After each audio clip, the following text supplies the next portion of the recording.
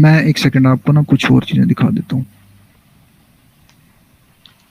بھائیوں، آپ کو کوئی بھی بات کنفیوزنگ ہو نا، آپ علی بھائی سے پوچھ سکتے ہیں. جب علی بھائی اپنی بات کمپلیٹ کر لیں تو آپ اسی سے ریلیٹڈ کوئی بھی کنفیوژن ہو آپ کلیئر کر لیں ابھی. صحیح. میں آپ کو ایک چیز دکھاتا ہوں. یہ دیکھیں جی، یہ مزید ایک حوالہ آپ کی خدمت میں عرض کرتا ہوں، اور یہاں سے آپ کو واضح ہو جائے گا کہ نبی علیہ الصلوۃ والسلام کے اسلام لانے سے پہلے بھی اہل سنت کے یہاں یہ پایا جاتا ہے کہ کچھ بندے جو ہے وہ مسلمان تھے. ٹھیک ہے، وہ دیکھیں، یہ صحیح البخاری ہے جی، صحیح البخاری. اس کے اندر حدیث ہے 3826. اس میں زید بن عمر بن نفیل کا بیان ہے. یہ حضرت عمر کے چچا زاد بھائی ہیں. ٹھیک ہے، ان کے بارے میں دیکھیں. یہ تشریح میں سب سے پہلے لکھ رہا ہے یہ بزرگ صحابی عہد اسلام سے قبل ہی توحید کے لمبردار تھے. مطلب یہ اسلام سے پہلے یہ موحد تھے، توحید کے لمبردار تھے. ٹھیک ہے، اور آگے یہ جو روایت ہے یہ بڑی عجیب ہے، سنیے گا. عبداللہ بن عمر نے روایت کیا کہ نبی کریم کی زید بن عمر بن نفیل سے وادی بلدہ کے نشیبی علاقے میں ملاقات ہوئی. یہ قصہ نزول وحی سے پہلے کا ہے، مطلب یہ قرآن پاک کے آنے سے پہلے کا ہے. تب مطلب اہل سنت کے مطابق تو رسول اللہ تب نبی بھی نہیں تھے. ٹھیک ہے، وہ جب 40 سال کے ہوئے تب ان کو نبوت ملی. آگے لکھا ہوا پھر حضرت صلی اللہ علیہ وسلم کے سامنے ایک دسترخوان بچھایا گیا. رسول اللہ کے سامنے ایک دسترخوان بچھایا گیا تو زید بن عمر بن نفیل نے کھانے سے انکار کر دیا. نبی علیہ السلام نے کھانے سے انکار نہیں کیا، زید نے کھانے سے انکار کر دیا. کیوں؟ اور جن لوگوں نے دسترخوان بچھایا تھا ان سے کہا کہ اپنے بتوں کے نام پر جو تم ذبح کرتے ہو میں اسے نہیں کھاتا. کہ وہ جو قربانی تھی، جن جانوروں کا گوشت تھا، ان کو جب ذبح کیا گیا نا تو ذبح کرنے کے وقت ان کے اوپر بتوں کا نام پکارا گیا تھا. ٹھیک ہے، اس لیے جناب زید نہیں کھا رہے تھے. میں تو بس وہی ذبیحہ کھاتا ہوں جس پر صرف اللہ کا نام لیا گیا ہو. بھائی یہ بزرگوار جو ہیں ان کو کون آ کے بتا گیا کہ اللہ کے نام والا ذبیحہ کھانا چاہیے؟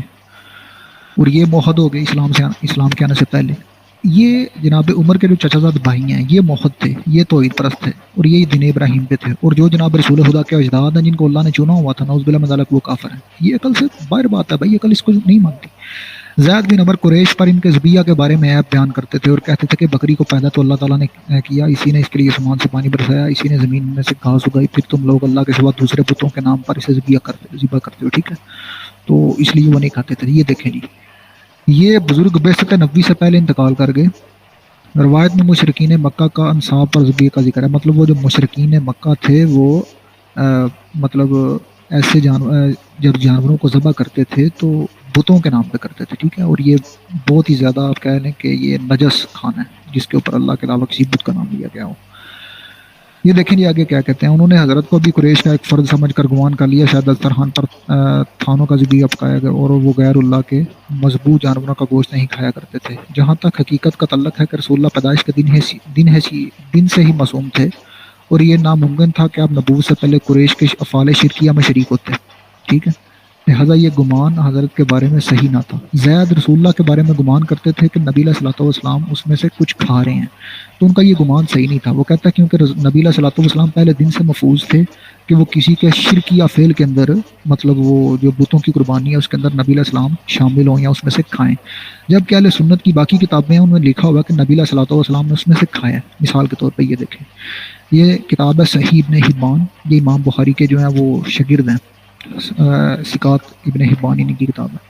یہاں پہ دیکھیں یہ پورا ایک باب ہے، ذکر الخبر، اس خبر کا ذکر، الدال علی ان جبن الذی اللہ المصطفیٰ، کہ اس پنیر کا بیان جس میں سے جناب رسول خدا نے کھایا، اکلہ المصطفیٰ، جس میں سے رسول اللہ نے کھایا. وہ پنیر جو نبی علیہ السلام نے کھایا وہ مسلمانوں کا بنایا ہوا تھا. اب یہ دیکھیں اس عنوان کے نیچے صرف اور صرف ایک ہی روایت ہے، پنیر کا کہیں ذکر ہی نہیں ہے. یہ 5242 نیچے دیکھیں، اسنادہ صحیح علی شرط شیخین.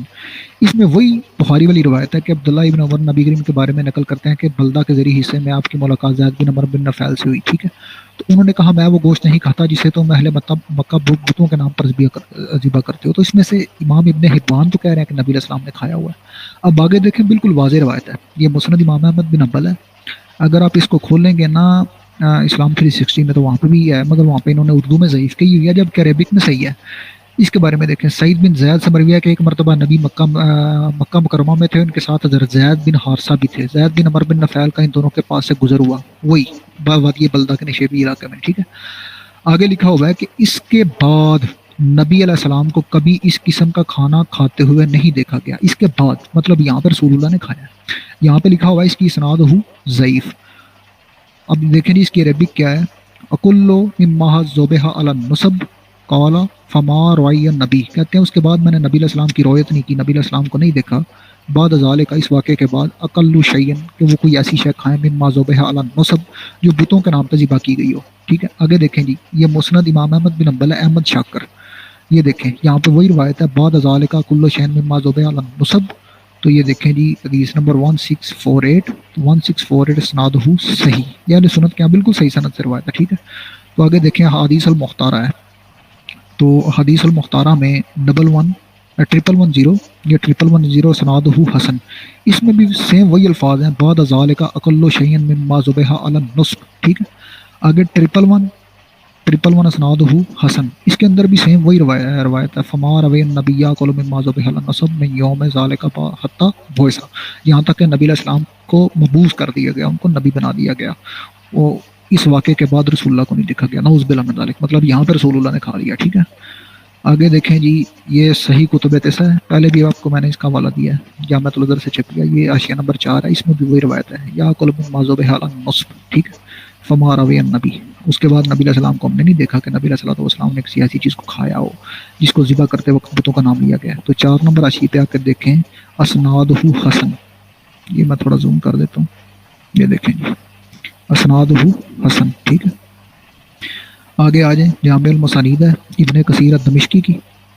اس میں بھی اس نے سیم وہی فما رأى النبی بعد ذلك اقل شيء مما ذبح علی النصب. ٹھیک ہے, تو اس نے کوئی جیرا نقل نہیں کی. مطلب اس نے نہ اس کو صحیح کہا ہے نہ ضعیف کہا ہے, جبکہ اہل سنت کے جمیع علماء جو ہیں انہوں نے اس کو صحیح کہا ہوا ہے. آگے دیکھیں جی مسند الجامع ہے, اس کے اندر بھی سیم وہی روایت ہے فما روی النبی بعد ذلك اقل شيء مما ذبح علی النصب.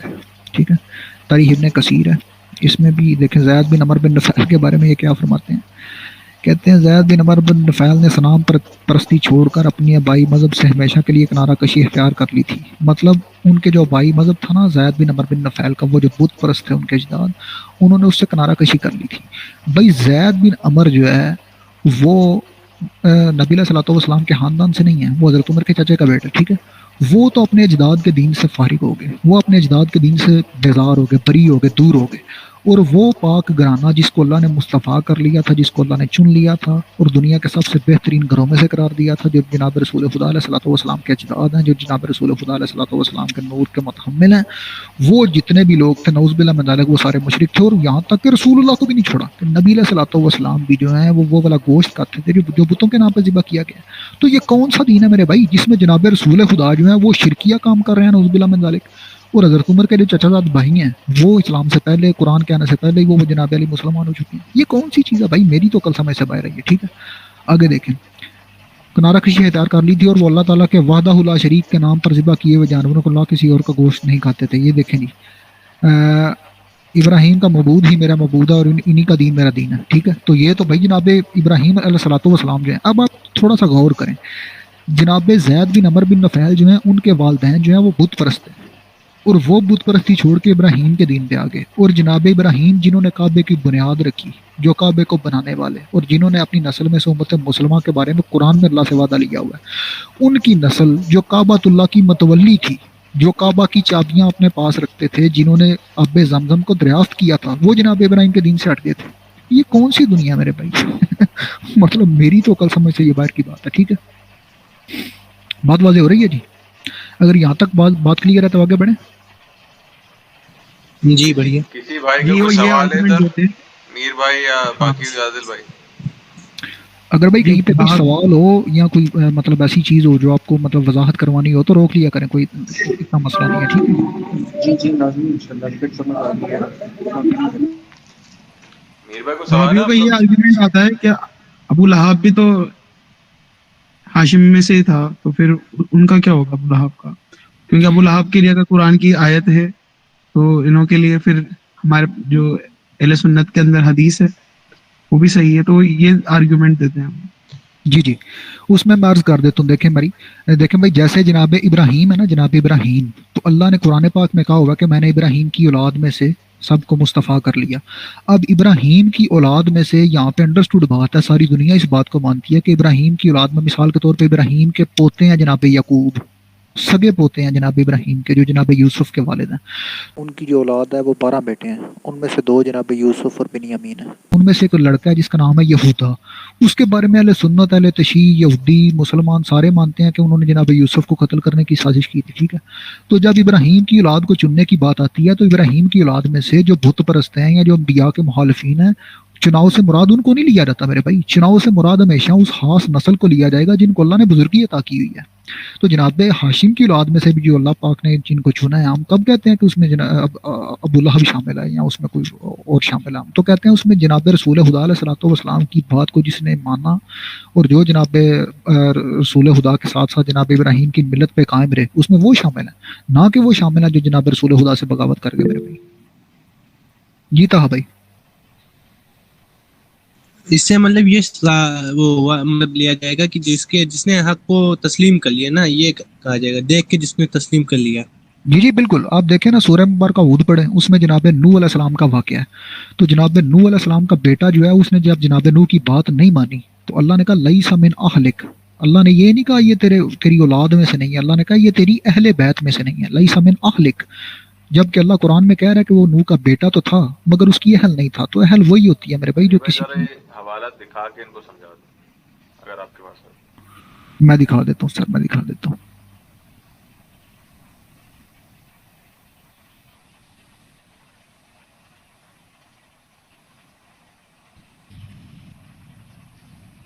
یہ دیکھیں، یہ نظر آ رہا ہے؟ جی فل کر دیں بھائی تھوڑا سا. ایک سیکنڈ میں اس کو تھوڑا زوم کر دیتا ہوں. یہ دیکھیں، یہ سورہ ہود ہے، 11 نمبر سورت ہے.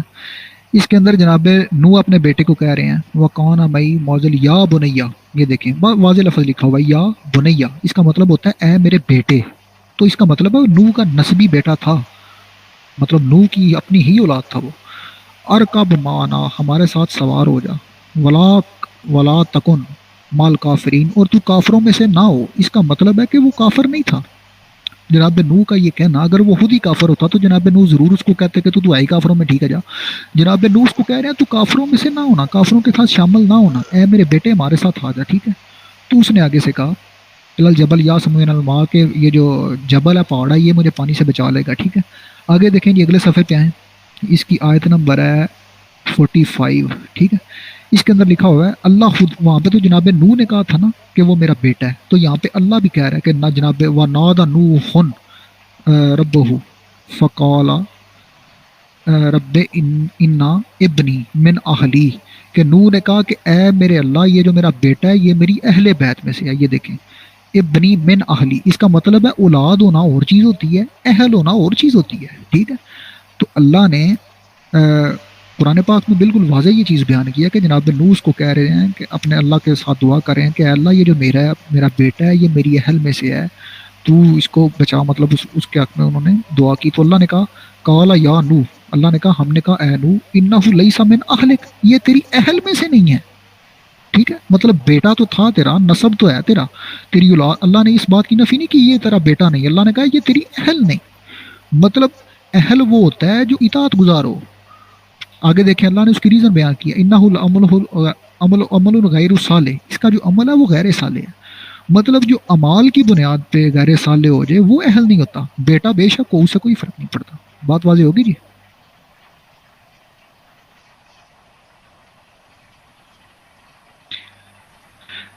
ہاں جی مزید آگے حکم کریں اگر کسی بھائی کا کوئی سوال میر ہو. اگر بھائی، نہیں عادل بھائی، سسٹر شرمین، سسٹر روبینہ، طہا بھائی، کسی کا کوئی سوال ہے ابھی؟ آگے چلیں. جی آگے چلیں سر، آگے چلیں. نہیں آگے بڑھیے. آگے بڑھتے ہیں جی. اب میں آپ کو نا بخاری اور مسلم کی وہ روایات دکھاتا ہوں جو یہ جناب ابو طالب کے بارے میں پیش کرتے ہیں، اور پھر ہم قرآن کے طور پہ اس کو انالائز کرتے ہیں کیا قرآن ان کی تصدیق کرتا ہے یا نہیں کرتا. ٹھیک ہے جی. چلیں علی بھائی، چلیں آگے. لیں جی پہلے ہم بخاری کی ایک روایت کھولتے ہیں تاکہ آپ کو میں تھوڑا واضح کر دوں. یہ آ گئی جی بخاری. ٹھیک ہے.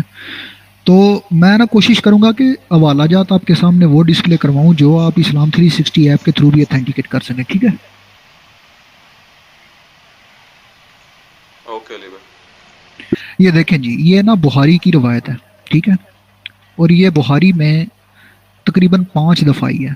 1360 ہے، 3884 ہے، 4675 ہے، 4772 ہے اور 6681 ہے. یہاں پہ یہ ساری اسی روایت کا تذکرہ ہے. ٹھیک ہے؟ اور پھر مسلم میں 132، 133، 134، 135 یہ تقریباً یہی روایت ہے. ٹھیک ہے؟ اب جی ہم اس کو دیکھ لیتے ہیں. یہ 1360 نمبر ہے. یہ سعید بن مسیب انہوں نے اپنے باپ سے مسیب بن حزن سے یہ روایت بیان کی ہے. ٹھیک ہے؟ ان کے باپ نے انہیں خبر دی کہ جب ابو طالب کی وفات کا وقت قریب آیا تو رسول اللہ ان کے پاس تشریف لائے. یہ بات واضح ہو رہی ہے جی؟ اگر کسی پہ کوئی بات آپ کے لیے واضح نہ ہوئی تو مجھے اسی وقت بتائیے گا. ٹھیک ہے؟ تاکہ میں اس کو کاؤنٹر کر لوں. ٹھیک ہے؟ علی بھائی فل اسکرین کر دیں پلیز. فل اسکرین نہیں مطلب ایک سیکنڈ. سائڈوں سے تھوڑا اس کو بڑا کر دیں تاکہ زوم ان. ہاں ایسے صحیح. یہ دیکھیں اب واضح ہے جی؟ جی جی. اب پہلی یہاں پہ جو آیا نا کہ جناب ابو طالب علیہ الصلوۃ والسلام کی وفات کا وقت قریب آیا تو رسول اللہ ان کے پاس تشریف لائے. یہ دیکھیں جی، یہ واضح کہہ رہے ہیں حضر ابا طالب الوفات، جب جناب ابو طالب کی وفات کا وقت آیا نا تب جناب رسول خدا ابو طالب کے پاس آئے. بھائی ایک سوال پیدا ہوتا ہے. پہلے میں آپ کو قرآن پاک کی ایک آیت نہ پڑھاؤں جو اس بات کو مزید تھوڑا واضح کر دے. ضرور. یہ دیکھیں جی، یہ نا سورہ مبارکہ ہے یونس. ٹھیک ہے؟ نظر آ رہی ہے؟ جی جی آ رہی ہے نظر بھائی. یہ بالکل واضح سورہ یونس کی آیت نمبر ہے 90. آیت نمبر 90. اس میں اللہ کہتا ہے اور ہم نے بنی اسرائیل کو دریا سے پار کر دیا، پھر ان کے پیچھے پیچھے فرعون اپنے لشکر کے ساتھ ظلم و زیادتی کے ارادہ سے چلا، یہاں تک کہ جب ڈوبنے لگا تو کہنے لگا کہ میں ایمان لاتا ہوں. آخری وقت جب آ گیا نا، جب اس کی موت کا وقت آیا تو اس نے کہا کہ میں اب ایمان لاتا ہوں. ٹھیک ہے؟ اور آگے باقاعدہ اس نے کلمہ پڑھا. یہ دیکھیں، قال آمنت، تو اس نے کہا میں ایمان لاتا ہوں، انہ لا الہ الا الذی آمنت بہ بنو اسرائیل، کہ اس ذات کے علاوہ کوئی لائق عبادت نہیں جس کے اوپر بنی اسرائیل ایمان لائے. مطلب اللہ کے علاوہ لا الہ الا اللہ پڑھا اس نے. وہ انا من المسلمین، اور میں بھی مسلمانوں میں سے ہوں. ٹھیک ہے؟ تو آگے اللہ کہتا ہے جواب دیا گیا کہ اب بھی مان لاتا ہے اور پہلے سرکشی کرتا تھا. مطلب آخری وقت میں جب موت آ جائے، جب بندہ موت کو سامنے دیکھ لے قرآن کے مطابق. اور ایک مزے کی آپ کو بات بتاؤں، یہ دیکھیں یہ مکی آیت ہے سورہ یونس. یہ دیکھیں سورہ یونس مکی ہے. مکے میں صورت نازل ہوئی ہے. اس کے اندر یہ دیکھیں 597 یہاں پہ یہ واضح ہو گیا ہے مکی آیت کے اندر. مکی آیت میں اللہ نے اس بات کو واضح کر دیا تھا کہ فرعون جو ہے وہ آخری وقت میں لا الہ الا اللہ پڑھ رہا تھا اپنی موت کو دیکھ کے. ٹھیک ہے؟ تو اس وقت اس کو مطلب اس نے کہا میں مسلمان ہوں، میں اللہ پہ ایمان لاتا ہوں، اس کے علاوہ کسی کو لائق عبادت نہیں سمجھتا. تو اللہ نے کہا اب کیوں ایمان لا رہا ہے؟ وقابل کون من المفسدین، پہلے تو فساد کرنے والوں میں سے تھا. تو آخری وقت میں تو بھائی فرعون جو ہے مسلمان ہو گیا. تو اگر آخری وقت میں فرعون مسلمان ہو گیا ہے تو آج اس کے اوپر ہم لعنت کیوں کرتے ہیں؟ آج اللہ نے قرآن پاک کے اندر اس کی اتنی مذمت کیوں کی ہے؟ اس کی وجہ یہ ہے کہ آخری وقت میں جو ایمان ہے وہ فائدہ ہی نہیں دیتا. تو یہاں پہ جناب رسول خدا جو ہے وہ ابو طالب کو وفات کے وقت کہہ رہے ہیں کلمہ پڑھیں، جبکہ قرآن کہتا ہے کہ وفات کے وقت تو کلمہ پڑھنے کا فائدہ ہی کوئی نہیں ہے. اتنا عرصہ پہلے جب جناب رسول خدا جناب ابو طالب کے ساتھ رہے ہیں، سوال یہ پیدا ہوتا ہے کہ تب جناب رسول خدا جناب ابو طالب کے ایمان کے خواہش نہیں رکھتے تھے، تب انہوں نے جناب ابو طالب کو ایمان کی طرف کیوں نہیں بلایا؟ میری بات واضح ہو رہی ہے؟ جی جی ہو رہی ہے، واضح ہو رہی ہے. تو یہ بات یہ ہے کہ قرآن پاک کے اندر مکی صورت میں اللہ کی طرف سے واضح حکم ہے کہ فرعون آخری وقت میں مسلمان ہو بھی جائے، خود کو مسلمان کہہ بھی دے، لا الہ الا اللہ کہہ بھی دے، تو پھر بھی فرعون کے اسلام کا کوئی مقصد نہیں بنتا، کوئی مطلب نہیں بنتا، اسے اس بات کا کوئی فائدہ ہی نہیں ہے. تو جناب ابو طالب جو ہیں ان کے اوپر بھی دیکھیں اب وفات کا وقت ہے، آخری وقت آ گیا، اور اس وقت میں ایمان فائدہ نہیں دیتا، اس وقت میں توبہ فائدہ نہیں دیتی، توبہ تو پہلے ہونی چاہیے. تو وہاں پہ اگر جناب جناب ابو طالب کے پاس جناب رسول خدا آئے ہیں یہ کہنے، تو وہ نعوذ باللہ من ذالک قرآن پاک کی مخالفت میں رسول خدا نے یہ بات کی ہے، کیونکہ قرآن تو اس وقت کے ایمان کی نفی کر رہا ہے. اور دوسری بات، جناب رسول خدا جناب ابو طالب کے ساتھ بہت عرصے تک رہے ہیں، مطلب شیب ابی طالب میں کئی سال تک رہے ہیں. تو کیا پہلے جناب رسول خدا کو یاد نہیں تھا کہ میں جناب ابو طالب کو اسلام کی طرف بلاؤں؟ اور آگے دیکھیں آگے گئے فواجد عندہ ابا جہل بن حشام عبداللہ بن ابی امیہ بن مغیرہ، یہ دونوں اسلام کے سخت ترین دشمن ہیں، یہ دونوں نبی علیہ السلام کے سخت ترین مخالف تھے۔ پہلے تو ہمیں کہتے ہیں کہ یہ لوگ جو ہیں وہ بنی ہاشم سے انہوں نے بائیک آؤٹ کر دیا تھا، انہوں نے ابو طالب کی طرف آنا جانا چھوڑ دیا تھا، اس نے ابو جہل نے اور ہشام و عبداللہ بن ابی امیہ، یہ سارے کے سارے جو ہیں یہ نبی علیہ الصلوۃ والسلام کے جانی دشمن تھے۔ تو بھائی رسول خدا کے ساتھ جو ان کا تنازع تھا وہ تو ابھی باقی تھا، یہ رسول خدا کو اسی بات سے روکتے تھے نا کہ آپ دعوت سے رک جائیں، رسول خدا تو نہیں رکے دعوت سے، اور یہ کہہ رہے ہیں کہ وہ جو ہے وہ جناب ابو طالب کے اس وقت پاس کھڑے تھے، بھائی وہ پاس کرنے کے آئے تھے، وہ تو جناب ابو طالب سے بائیک آؤٹ کیے ہوئے تھے، ان کا تو وہاں ہونا بنتا ہی نہیں ہے، اور جناب ابو طالب کی اپنی اولاد میں سے، جناب ابو طالب کے اپنے گھر میں سے کون کون ہے وہاں پہ، اس کا کوئی ذکر ہی نہیں ملتا اس میں، ٹھیک ہے آگے دیکھیں جی۔ کالا ایک منٹ علی بھائی، رسول، جی جی بھائیوں اور بہنوں میں آپ کو ایک بات بتا دوں، ابو طالب علیہ السلام رسول اللہ کی کفالت کب سے کر رہے ہیں؟ جب وہ 8 سال کے تھے رسول اللہ، اس وقت سے لے کے جب تک ابو طالب علیہ السلام کا انتقال ہوا، کب ہوا؟ نبوت کے 10ویں سال، یعنی رسول اللہ کی تقریباً عمر ہوگی، اگر 40 سال میں ہوا تھا یہ 50 سال، یہ پورا عرصہ ابو طالب علیہ السلام ان کے کفیل رہے ہیں۔ جی علی بھائی آگے چلیں۔ چلیں یہاں پہ بھائی کوئی سوال ہوا نا کسی بہن بھائی کا تو مجھے روک کے پوچھ لینا، میں مطلب جو ہے نا وہ بھائی یہ جو آپ نے ابھی بتایا کہ ابو جہل اور یہ کیا تھا ابھی وہ جو بوائے والا تھا، ہاں بنی امیہ والا، تو اس کا کوئی ریفرنس اگر آپ دے دیں تو مہربانی ہو۔ یہ میں آپ کو بعد میں سینڈ کر دوں گا، ابھی فی الحال جو ہے وہ میرے ابھی فی الحال بھیا بات ہو رہی ہے جو اعتراضات ہوئے، مطلب وہ نہیں سنی دلیل پیش کرتے نہیں تو ہیں، میں صرف اس کی بات۔ نہیں تو میں اس کو نوٹ کر رہا ہوں نا، تو میں نے سوچا کہ پوچھ لوں اس وجہ سے۔ میں آپ کو ٹھیک ہے سینڈ خیر، کر دوں گا، سینڈ کر اوکے دوں اوکے گا جی بھائی، جی میں سینڈ کروا دوں میر بھائی کے تھرو بھائیوں، صحیح ہے، اس کی ٹینشن نہیں لے، وہ سب دیں گے، ابھی آپ سیکوینس میں چلتے رہیں۔ تو آگے جی دیکھیں، ٹھیک۔ قال رسول اللہ، تو جناب رسول خدا نے کہا لے ابی طالب، جناب ابو طالب سے، یا اما قل لا الہ الا اللہ کلمۃ اشہد لک بہا عند اللہ، کہ اے میرے پاک چچا، اے میرے چچا میرے سامنے ایک دفعہ لا الہ الا اللہ کہہ دیں۔ تو سیم یہی کلمہ فرعون نے کہا تھا، قرآن پاک میں اللہ نے قبول نہیں کیا تھا، تو اس وقت رسول اللہ کہہ رہے ہیں کہ آپ ایک دفعہ میرے سامنے لا الہ الا اللہ کہہ دیں، تو میں اللہ کے لیے، اللہ کے سامنے آپ کے حق میں اس کی گواہی دوں گا، شہادت دوں گا، ٹھیک ہے۔ فقال ابو جہل و عبداللہ بن امیہ یا ابا طالب اترغب عن ملت عبد المطلب، یہ بڑا دیکھنے والا جملہ ہے، اترغب عن ملت عبد المطلب، کیا تو عبد المطلب کی ملت سے، ملت دین کو کہتے ہیں، ٹھیک ہے، کیا تو عبد المطلب کے دین سے پھر جائے گا؟ تو اب اگر یہاں پہ ابو طالب کو کافر مانا جائے تو پھر ماننا پڑے گا کہ جناب عبد المطلب بھی کافر تھے، کیونکہ جناب ابو طالب کافر نہیں ہے، وہ تو کہہ رہے ہیں میں دین عبد المطلب پہ ہوں۔ آگے دیکھیں کیا ہے، فلم یزل رسول اللہ یرزا و یودون بتلک المقالہ حتی قال ابو طالب، یہاں تک کہ ابو طالب نے کہا آخر ما کلمہم، جو آخری بات جناب ابو طالب نے جو کلام کیا وہ یہ تھی، ہوا علی ملت عبد المطلب، کہ جناب ابو طالب جو ہے وہ ملت عبد المطلب پہ ہیں، جناب ابو طالب تو کافر تھے ہی نہیں، کیونکہ میں نے آپ کو پہلے ثابت کر دیا کہ جناب عبد المطلب جو ہیں وہ تو مصطفیٰ بندے تھے اللہ کے، وہ تو بہترین بندے تھے، وہ تو چنے ہوئے تھے، تو جناب عبد المطلب علیہ السلام جو ہیں، جناب ابو طالب جو ہیں وہ جناب عبد المطلب علیہ السلام جو ہیں ان کے دین پہ تھے، ٹھیک ہے۔ اس کے بارے میں ایک سیکنڈ، اور میر بھائی وہ آپ کا جو سوال نہیں ہے کہ رسول اللہ کی رسالت کا معنی دیکھیں تو اس حدیث میں تو رسالت کا ذکر ہی نہیں ہے، اس حدیث میں جو یہ ناصری بولتے ہیں نا رسالت کا اقرار ہونا ضروری ہے، تو اس میں تو رسول اللہ بول ہی نہیں، صرف لا الہ الا اللہ کہہ دو، سمجھ رہے ہیں میری بات؟ نا یہ میں مثال وہ سے بھی کلیئر آپ کو کرتے ہیں۔ بتاتا ہوں، یہ قرآن پاک کی اینٹی بات ہے، اگر کوئی کہے نا کہ ضرور کوئی بندہ صرف منہ سے لا الہ محمد رسول اللہ کہہ دے تو وہ مسلمان ہے، قرآن اس چیز کو نہیں مانتا، ٹھیک ہے۔ یہ دیکھیں یہ ہے 63 نمبر آیت ہے قرآن پاک میں، 63 نمبر، یہ 63، ہاں یہ دیکھیں، یہ سورہ منافقون ہے، مدنی صورت ہے، اس میں یہ پہلی آیت ہے، اس میں اللہ کہتا ہے اذا جاءک المنافقون قالوا نشهد انک لرسول اللہ، اللہ کہتا ہے یہ منافق جب تیرے پاس آتے ہیں نا تو یہ شہادت دیتے ہیں کہ تو اللہ کا رسول ہے، ٹھیک ہے۔ اللہ کہتا ہے واللہ یعلم، اللہ جانتا ہے انک لرسول ہو کہ تو اللہ کا رسول ہے، واللہ یشہد، اور اللہ یہ شہادت دیتا ہے ان منافقین لکاذبون، کہ یہ جو منافق ہیں یہ جھوٹے ہیں۔ بھئی بات تو منافق صحیح کر رہے ہیں، اللہ کہہ رہا ہے جھوٹے ہیں، اب وہ تو رسول اللہ کی گواہی دے رہے ہیں نا، تو اللہ ان کو مسلمان کیوں نہیں کہہ رہا، اللہ تو ان کو منافق کہہ رہا ہے، ٹھیک ہے۔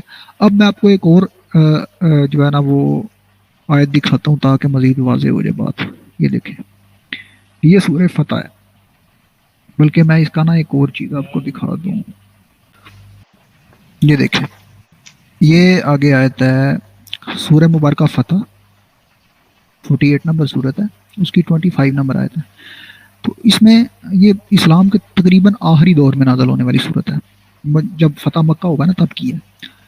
آگے اللہ کہتا ہے ولولا رجال المومنین، اور اگر کچھ ایسے مومن مرد نہ ہوتے، والنساء المومنات، اور اگر کچھ ایسی مومنہ عورتیں نہ ہوتی، لم تعلموہم، جنہیں تم لوگ جانتے تک نہیں، ان تطوہم فتصیبکم منکم معرتن، بغیر علم. تو اللہ کہتا ہے میں تمہیں اگر مجھے ان کے پس جانے کا احتمال نہ ہوتا تو میں تم کو ضرور جو ہے وہ جنگ کی اجازت دے دیتا. ٹھیک ہے، اگر ایسے بہت سے مسلمان مرد اور مسلمان عورتیں نہ ہوتی جن کی تم کو خبر نہ تھی، یعنی ان کے پس جانے کا احتمال نہ ہوتا، اس پر ان کی وجہ سے تم کو بھی بے حبیب میں ضرر پہنچتا. تو مطلب اللہ نے روک دیا نا رسول اللہ کو جنگ کرنے سے فتح مکہ کے طور پہ، کیونکہ وہاں پہ مکے کے اندر کچھ ایسے مومن مرد اور مومن عورتیں تھیں جن کا پتہ نہیں تھا لشکر اسلام کو نا. تو اب جن کا پتہ ہی نہیں ہے، جن کو یہ جانتے بھی نہیں تھے کہ وہ مسلم ہیں یا مومن ہیں یا کیا ہیں، ٹھیک ہے، کیونکہ اللہ قرآن میں کہہ رہا ہے تمہیں نہیں پتہ ان کے بارے میں نا. تو اس کا مطلب ہے انہوں نے علل اعلان کہیں آ کے اپنے دین کا اظہار تو نہیں نہ کیا تھا، تبھی تو وہ چھپے ہوئے تھے. تو اب اللہ ان کو مومن کہہ رہا ہے. تو جو علل اعلان کہہ رہے ہیں کہ اللہ جناب محمد مصطفیٰ اللہ کے رسول ہیں، سورہ منافقون میں اللہ ان کو منافق کہہ رہا ہے.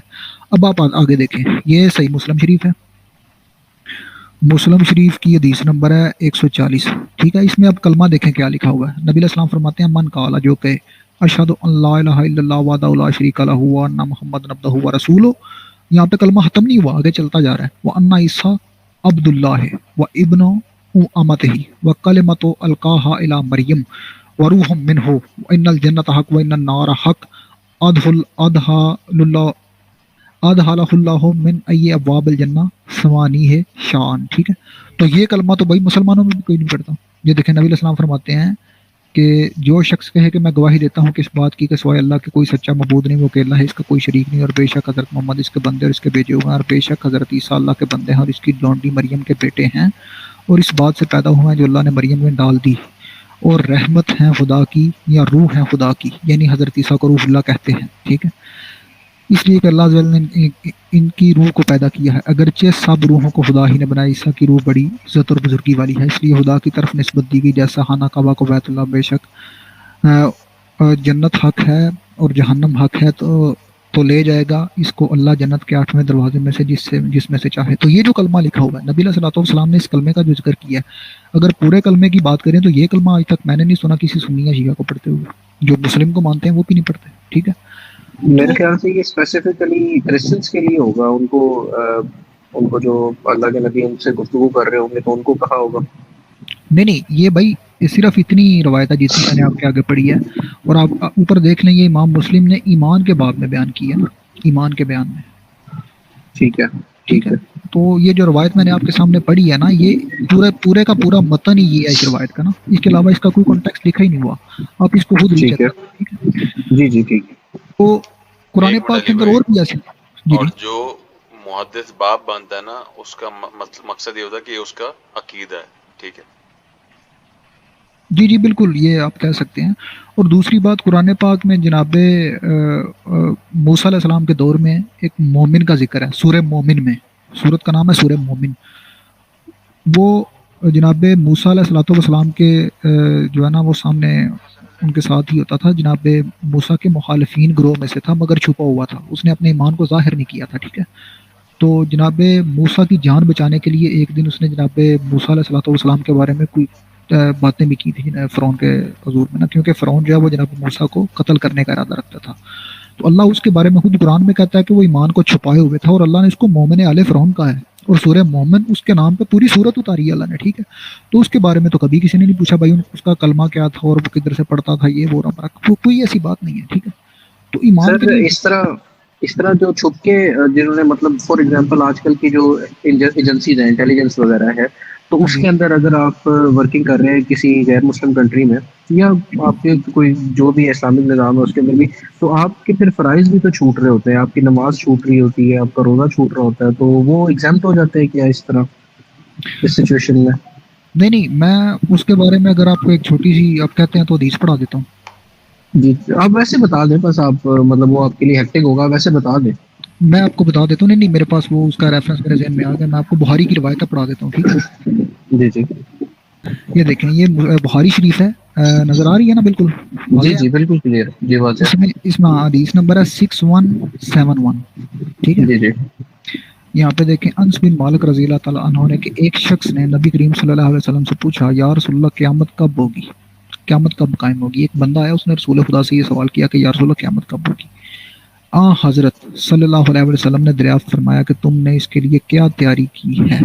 بھائی تم پوچھ رہے ہو نا قیامت ہوگی، تو تم نے تیاری کیا کی ہوئی ہے؟ انہوں نے عرض کیا کہ میں نے اس کے لیے بہت ساری نمازیں، روزے اور صدقے نہیں تیار کر رکھے ہیں، مطلب میں نے کوئی بہت نمازیں نہیں پڑھی، میں نے کوئی بہت روزے نہیں رکھے، ٹھیک ہے؟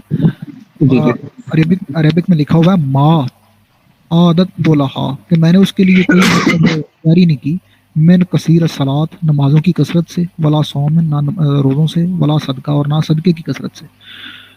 آگے کہتا ہے ولاکنی احب اللہ و رسولہ، لیکن میں اللہ اور اس کے رسول سے محبت رکھتا ہوں، ٹھیک ہے؟ حضرت صلی اللہ علیہ وسلم نے فرمایا کہ تم اس کے ساتھ ہو جس سے تم محبت رکھتے ہو۔ کہ دیکھیں، اگر کوئی بندہ نماز، روزہ، ان چیزوں کے اندر تھوڑا مٹھا رہ جاتا ہے نا، اس سے مطلب اس میں کثرت نہیں ہوتی، قلت ہو جاتی ہے یا چھوٹ جاتی ہے، تو اگر وہ اللہ اور اللہ کے رسول سے سچے دل سے محبت کرتا ہے، اگر اللہ کی بارگاہ سے اس کو لگا ہوا ہے، تو اللہ نعوذ باللہ من ذالک جو ہے وہ اتنا ظالم نہیں ہے کہ اللہ جی اپنے جی محبت کرنے والے کو اس طرح جو ہے وہ پکڑ لے۔ رسول خدا کی بالکل واضح روایت ہے کہ اب اگر آپ کہتے ہیں تو بخاری شریف کی ایک حدیث پڑھاؤں آپ کو؟ سر جیسے آپ کے لیے ایزی رہتا ہے، چاہتا ہوں کہ آپ کے لیے ہیکٹک نہ ہو معاملہ بس. نہیں کوئی ہیکٹک نہیں بھائیوں، آپ اپنے سارے ڈاؤٹس ود ریفرنس کلیئر کریں، کیونکہ آپ لوگوں کو جواب دینے جی ہوں گے جی تو آپ کے پاس ریفرنسز ہونے چاہیے۔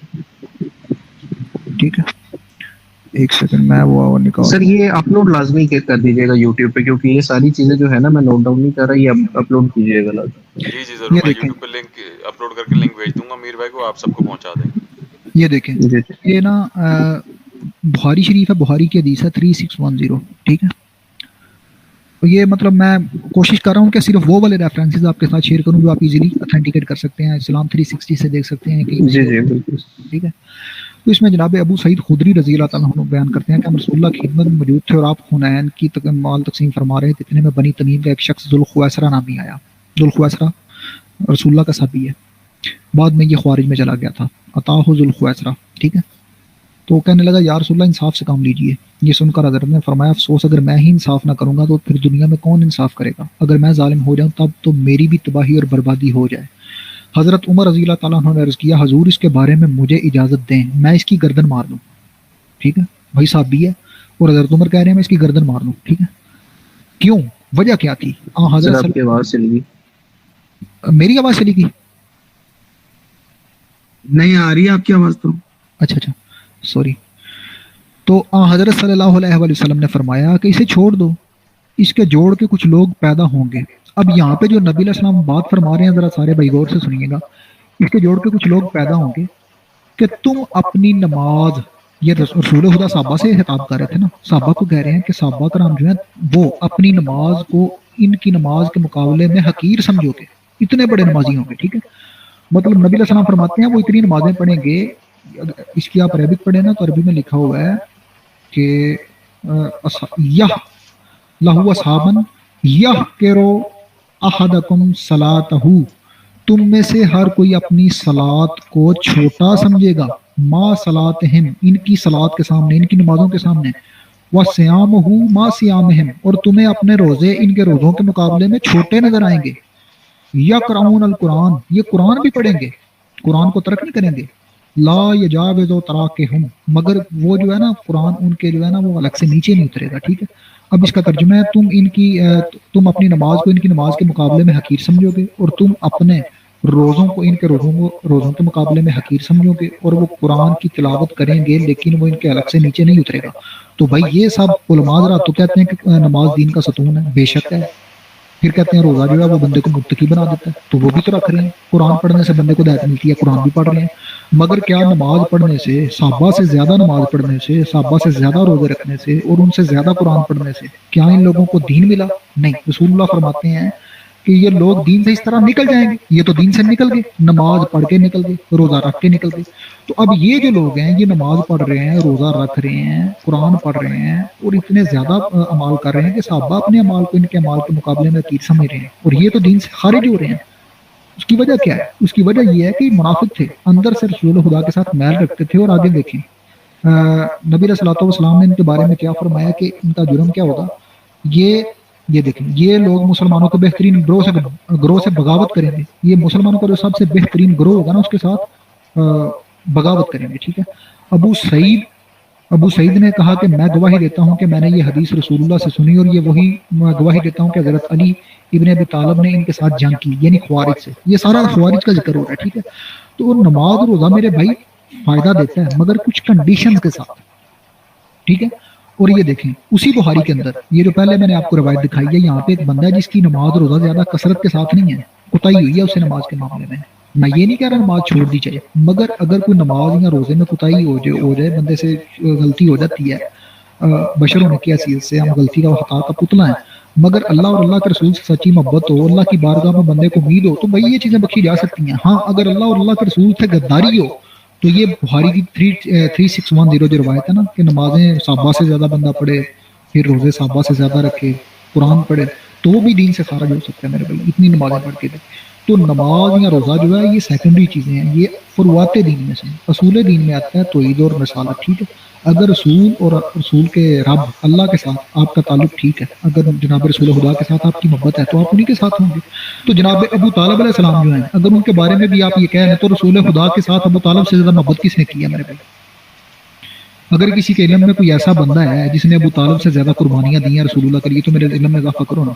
رسول خدا تو خود فرماتے ہیں کہ جب مجھے سب نے چھوڑ دیا تب جناب ابو طالب اور ان کے خاندان, جناب ابو طالب تو رسول خدا کے اوپر اپنا پورے کا پورا خاندان لٹانے کو تیار تھے. اور دوسری بات, جناب ابو طالب جو ہیں وہ جناب رسول خدا علیہ السلام کو جو سپورٹ کر رہے تھے, کس بات میں کر رہے تھے؟ کیا جناب رسول خدا کا تنازع جو ہے وہ عربوں کے ساتھ کسی زمین کا تھا, یا کوئی دولت کا تنازع تھا؟ کس چیز کا تنازع تھا بھائی؟ صرف لا الہ الا اللہ کا تنازع تھا نا. رسول اللہ یہ کہتے تھے نا کہ اللہ کو مانو, اللہ کی توحید کو مان لو. تو مجھے کوئی ایک مثال تو لا کے دو یار پوری دنیا میں سے, جناب آدم سے لے کے جناب عیسیٰ تک, کسی ایک نبی کی مثال لا کے دو جس کو ایک مشرک نے, کافر نے اللہ کی توحید کے معاملے میں سپورٹ کیا. عقل نہیں مانتی اس بات کو میرے بھائی. مطلب وہ اپنی جان جو ہے, اپنی اولاد, اپنی جان, اپنی مال, اپنی ہر چیز جو ہے وہ داؤ پہ لگا دے. اور پھر اس کا پریکٹیکل آگے دیکھیں نا نمونہ بھی ہے. جناب امیر المومنین علی بن ابی طالب کو جناب ابو طالب کہتے ہیں کہ تو ہمیشہ رسول اللہ کے ساتھ ہے. ٹھیک ہے, انہوں نے خود کہا. اور مولا علی جو ہے وہ بھی جناب رسول خدا کے ساتھ ہی رہتے ہیں ہمیشہ. اور اس کے بعد کہنے مولا علی ہوں یا مولا علی کی باقی اولاد ہو جائیں, جناب ابو طالب کی جتنی بھی اولاد ہے وہ ساری کی ساری رسول خدا کے دین کے لیے کٹتی مرتی رہی ہے. تو جنہوں نے اس حد تک رسول اللہ سے محبت کی ہے, تو میرے بھائی مجھے تو نہیں لگتا کہ اگر محبت کا نام ہی دین ہے, ٹھیک ہے, تو جناب رسول خدا علیہ السلام کے ساتھ یہ جو بندہ 617 بخاری کے اندر محبت کر رہا ہے صرف, تو رسول اللہ فرما رہے ہیں کہ تو اللہ اور اللہ کے رسول کے ساتھ ہوگا. تو پھر اللہ اور اللہ کے رسول کے ساتھ تو جناب ابو طالب نے بھی محبت کی ہے میرے بھائی. اگر یہاں تک بات کلیئر ہو گئی ہے تو آگے چلیں جی. سر کلیئر ہو گیا بالکل. اور مجھے جو کنکلوژن مل رہا ہے نا, مجھے یہ لگ رہا ہے کہ یہ سارے نا بعد میں صرف وہ ایک ٹی وی شو میں آپ نے وہ سارے شاید کلپ سنا ہوگا کہ علی ابو طالب سے مسئلہ کیا ہے, تو انہوں نے کہا تھا کہ وہ علی کا باپ ہے. تو مجھے یہی لگ رہا ہے کہ یہ سارے نا جو حدیثیں جو فضیلتیں وغیرہ کم کی ہوئی ہیں یا چھپا دیا سارا لٹریچر, جنہوں نے امام حسین کو قتل کر دیا تو لٹریچر چھپانا ان کے لیے کیا مسئلہ ہے. تو میرے خیال سے یہ سارا بنو امیہ جو ہے نا وہ کھا گیا سارا کچھ. یہ بھائی آپ کا خیال نہیں ہے, میرے پاس اس کے بارے میں پورے دلائل ہیں. میں آگے چلتا ہوں, آپ کو مزید کچھ چیزیں دکھاتا ہوں, پھر ہم اس بارے میں کسی اور سیشن کے اندر جب بھی آپ کہیں گے نا جی جی جی جی جی جی بالکل ایسے ہی. آپ ابو طالب کے ساتھ یہ باقاعدہ ایک ملی جلی سازش کے تحت یہ بکواس ان کے بارے میں کی گئی ہے. ٹھیک ہے,